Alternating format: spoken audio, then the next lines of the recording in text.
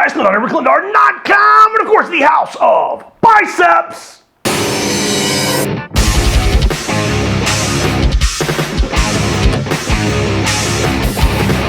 I am here at the house of biceps in the squat rack answering your questions. Today, over from the YouTubes, Mr. Tone, asked, how do you like and find the isometric deadlifts compared to a 3-second pause deadlift? You know, this really is a good question because I have a lot of online clients that I work with, and almost every single client that I program them in to do isometric deadlifts, they email me back and say, can I just do pause deadlifts instead? Absolutely freaking not. But I don't tell them absolutely freaking not. I tell them to go in the gym, try the isometric deadlifts per the video that I sent them, technical wise, and they will figure it out on their own. And each and every one of them figure it out really freaking fast.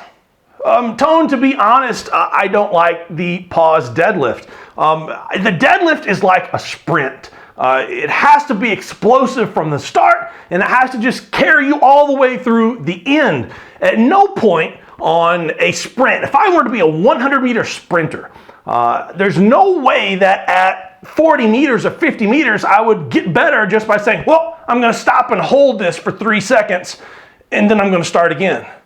Now, sprinters, if you've ever seen sprinters train a lot technically off the blocks. They do train a lot of technically throughout the entire 100 meters, but they train a lot of technique work off the blocks. And a lot of 100-meter sprinters never train 100 meters until they're finalizing everything exactly for the meet. They train less than 100 meters, and they train far greater than 100 meters. Now, either way, both of those are based on technique and getting better technically at the 100 meters. Now, I feel the deadlift is kind of similar. You can train the beginning of the lift, you can train the end of the lift, but it's still a freaking sprint. So what's the difference between a pause deadlift and an isometric deadlift? Well, like I said before, the pause deadlift, it can build technique. Just like if you saw someone sprinting and you said, well, hold up, stop. Let's take a minute, work on your technique, and then you can finish the 100 meters or the deadlift.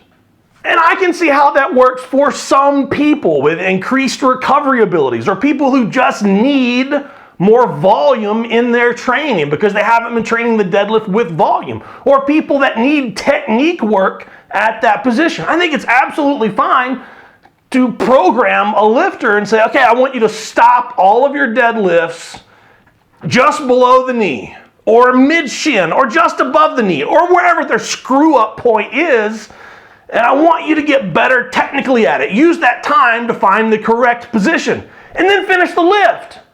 Now, the isometric deadlift is different. It's a max freaking effort exercise. You are not going to do isometric deadlifts for long periods of time. Your body's going to break down, and if your body doesn't break down, your mind will, and you're going to go insane. Now, the pause deadlift is a technical lift. At least it should be taught and trained that way. It's a technical builder, not a strength builder, a technical builder. But you can do a lot of stuff to build technique on the deadlift.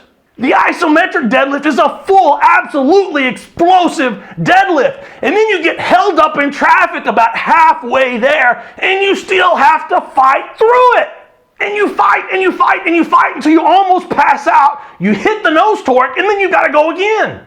So no matter what weight is on the bar, we fly off the ground, we fly into the sticking point, we fly into the safety pins of the rack, and we keep fighting. Now, maybe there is a second there, and there should be a second there where you're fighting and your brain can still partially function before you start blacking out, where you can say, hey, technically I'm not right. Are my shoulders behind the bar? Am I feeling it on my hamstrings? Is the power rack going to come off the ground? Is the video camera rolling just in case it comes off the ground? And some of those things, maybe even most of those things, you can correct while doing the isometric deadlift.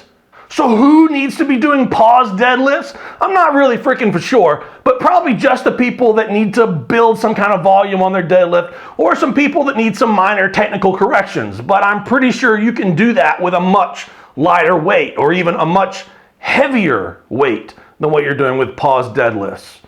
but it's a technical lift. Who needs to be doing isometric deadlifts? Well, for one, people like me, people who have this fear of strain. The last time that I personally strained on a deadlift, I tore a hamstring. I spent a whole year rehabbing back, tearing biceps, tearing lats, tearing pecs, a lot of things going on with my body leading to multiple injuries.